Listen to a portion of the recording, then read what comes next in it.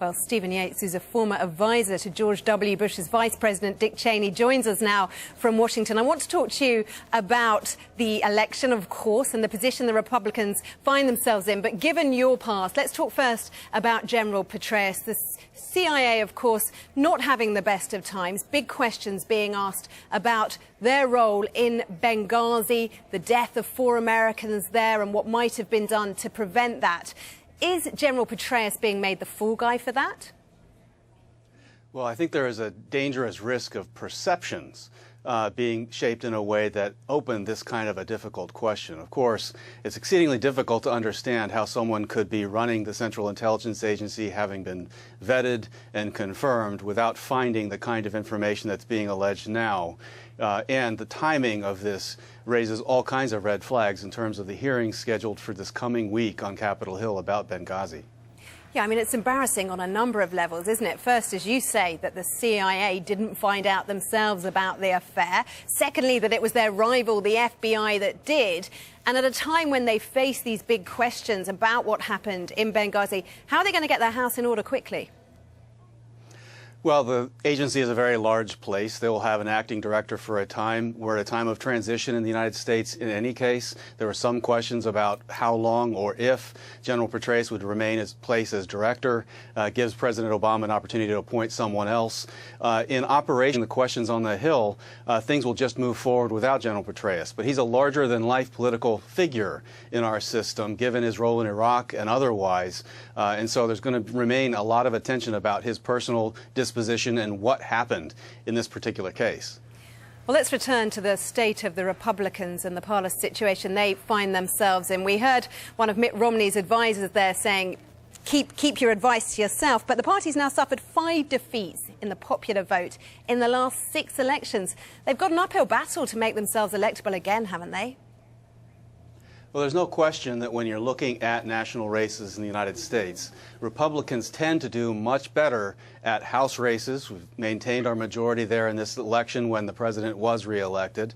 And in terms of reaching the national audience, it's close on the popular vote, but not close in the Electoral College. The Electoral College tends to exaggerate the divides. Republicans always are in the challenge of having to apply traditional, longstanding principles to changing demographics and times. I think the challenge can be met with leadership. We haven't had it in the last several cycles, unfortunately. It's not just leadership, though, is it? As one of your fellow Republicans said, there's just not enough middle-aged white guys that we can scrape together to win. You've got to appeal to a whole different constituency. Well, that's always been our challenge, and it's a challenge I think that gets met. There were elections past where we had 40% of the Hispanic vote going for the Republican candidate when John McCain ran. The challenge that we face is trying to translate what we see as broad-based principles to everyone's lives. Mitt Romney had been pilloried by his opposition successfully as someone who could not connect with the average American, the ordinary American, the so-called working American.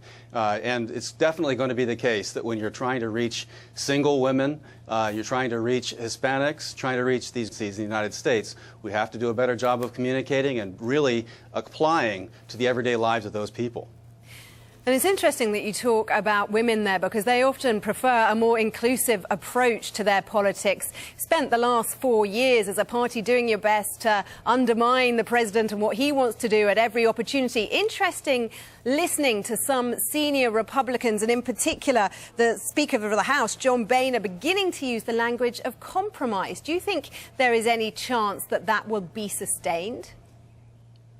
Well, of course, there's always got to be compromise in politics if things are going to get done across political lines. The art of compromise, though, is not necessarily sacrificing your principles, but perhaps finding middle ground on tactics. Just as the president received somewhat of a mandate in winning re-election, the House of Representatives returned a Republican majority that also received a mandate from its voters. And so they're going to have to find middle ground between the two. And when it comes to the constitutional responsibility, it's the House of Representatives that writes the budget.